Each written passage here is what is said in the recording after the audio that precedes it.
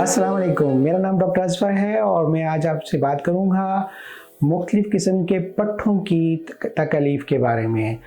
जैसे कि आपको पता है कि मेमन हॉस्पिटल में हर तरह के इस तरह के पट्ठों की तकलीफ़, जिसमें पट्ठों का टूट जाना या पट्ठों का स्प्रेन हो जाना, इस तरह के हम इलाज करते हैं। ख़ास तौर पे जो प्लेयर्स हैं, जो स्पोर्ट्स इंजरीज़ हैं, या जो लोग मोटर बाइक या एक्सीडेंट्स के अंदर अपने जोड़ों के पट्ठों को, स्पेशली जैसे ACL है, PCL है, उससे मुतालिक जो इंजरीज़ हो जाती हैं, और जो बहुत से लोग जिनका शोल्डर जो है वो बार बार निकलने लग जाता है, रिकरेंट शोल्डर डिस्लोकेशन हो जाती है, उस तरह के ट्रीटमेंट के लिए भी हम यहाँ ऑफ़र करते हैं। जिन लोगों को इससे मुतालिक मज़ीद मालूमात करनी हो तो वो हमसे हमारे क्लिनिक्स में रब्ता करें। Thank you.